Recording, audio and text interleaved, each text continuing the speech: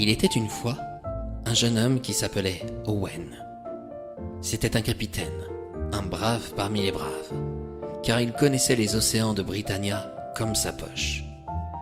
Il était connu dans toutes les contrées de ce monde, car les cales de son bateau regorgeaient d'un bois d'érable arrivant du bois de Brocéliande et d'un minerai de fer venant des montagnes d'Aria. Il revendait toujours sa marchandise à celui qui lui en offrait le plus. Mais un beau jour, lorsqu'il fit escale dans le port de Guirekia, il vendit ses derniers sacs de blé avant de revenir dans le port de Vanna. Il n'avait pas prévu de contourner le royaume d'Eternitia pour retrouver ses terres. Son périple s'annonçait des plus dangereux. En effet, son équipage dut éviter de nombreux icebergs.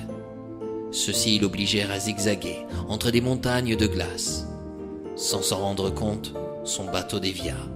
Il contourna l'île des glaciers par le nord. Elle était recouverte d'une épaisse couche blanche des hivers comme nous pouvons en connaître sur Terre. Quand soudain, un bruit terrible déchira le ciel. « Avez-vous entendu ?» s'écria un marin.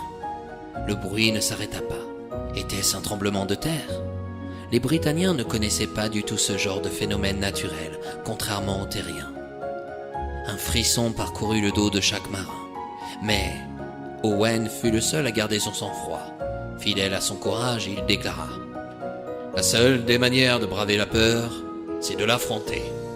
C'est pourquoi je vais choisir Delwyn, Powell et Cranog. Vous êtes, à mes yeux, les plus valeureux d'entre eux tous.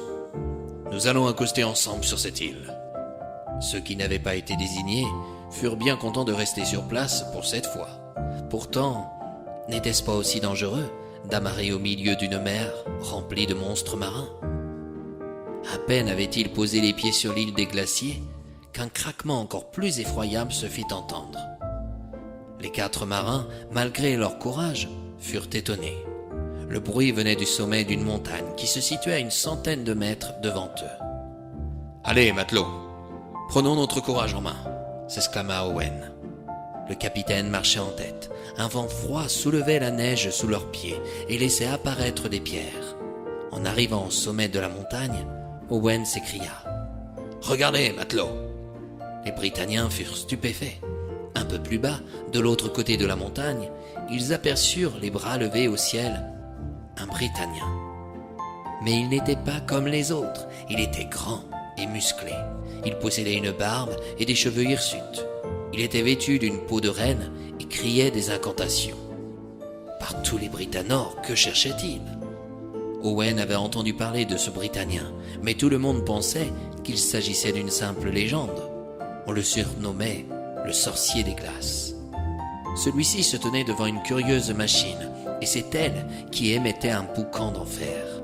Owen ne tarda pas à le découvrir quand il l'entendit dire « Rocher tu es, poussière tu seras !» Un bloc de pierre s'éleva, comme porté par des forces invisibles, pour se diriger au-dessus d'un entonnoir. « Oh, moulin magique !» lâcha le sorcier. « Croque ce roc !» Le bloc de pierre disparut dans la machine et fut broyé pour en ressortir sous la forme d'un tas de sable.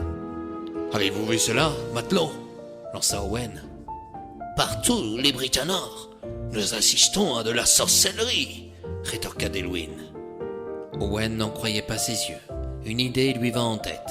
« Matelot, attendons que ce sorcier s'en aille. »« Pourquoi ?»« Si cette machine moule les rochers, comme du poivre, elle pourra aussi bien le faire avec le blé et le sel. Nous devons nous en emparer. »« Tu as perdu la tête, Owen ?»« Non, bien au contraire. » La nuit tomba. Le sorcier des glaces quitta sa machine en s'envolant sur un nuage blanc. « C'est le moment !» lança Owen. Avec ses matelots, le capitaine se précipita pour emporter la machine. Chacun se mit à un coin pour la soulever, mais elle pesait un poids inimaginable. Ça, ils ne l'avaient pas prévu. Tant bien que mal, ils réussirent tout de même à la ramener sur le bord de l'île des glaciers. Tout l'équipage dut venir en aide pour hisser le moulin à bord. « Dépêchons, matelots. Plus vite nous quitterons cette île, mieux ça vaudra. » Le capitaine se frotta les mains. Au fond de lui, il était sûr d'avoir effectué l'affaire du siècle. Cette machine allait lui offrir beaucoup de pouvoir. Les rois des différentes contrées s'agenouilleront devant lui. Il était tellement heureux qu'il amena tout son équipage dans la cale du bateau, en oubliant le vol qu'il venait de commettre. « Regardez, matelot, regardez de quoi cette machine est capable. » Il prit un bloc de sel. « Oh, moulin magique, croque ce morceau en sel. » Il jeta le morceau dans l'entonnoir. Une fine poussière blanche sortit de la machine. Les matelots furent enchantés, mais pas pour longtemps. Le plancher de la cale fut recouvert de sel et la machine ne s'arrêtait plus. « Oh, moulin magique, je t'ordonne de cesser de moudre !» cria Owen. Mais autant parler à un sourd. La machine n'arrêta pas sa folie. La cale était désormais remplie à moitié de sel, puis elle déborda sur le pont du bateau. Doucement, le bateau d'Owen s'enfonçait dans la mer. Les marins avaient beau courir dans tous les sens, jeter des objets par-dessus bord pour alléger le navire, rien n'y fit. Aucun ne pensa à revenir sur les terres de l'île des Glaciers pour y redéposer le moulin magique. Owen et ses matelots payaient le vol qu'ils venaient de commettre. Des sirènes furent enchantées par ces proies britanniennes toutes fraîches, car une fois sous l'eau, elles devenaient de véritables monstres. Et c'est ainsi, mes chers amis, que nous arrivons à la fin de cette histoire. C'est depuis ce temps-là que la mer qui contourne l'île des Glaciers se trouve la plus salée de toutes les contrées à Britannia. Car, ne vous y trompez pas, quelque part au fond de l'océan, le moulin du sorcier des glaces continue à moudre, encore et encore. Quant à la morale de cette histoire, elle est simple. Voler le bien à autrui n'est pas respectable pour la personne que vous aspirez à être. Et c'est dangereux. Pourquoi ? Comme vous pouvez le voir par le biais de cette histoire, Owen avait oublié le mot magique après moulin. C'est ce qui a causé sa perte, ainsi que celle de son équipage. Le sorcier des glaces, lui, aurait certainement su l'arrêter. D'ailleurs, c'est à se demander aussi si la magie ne l'a pas aidé à retrouver son bien.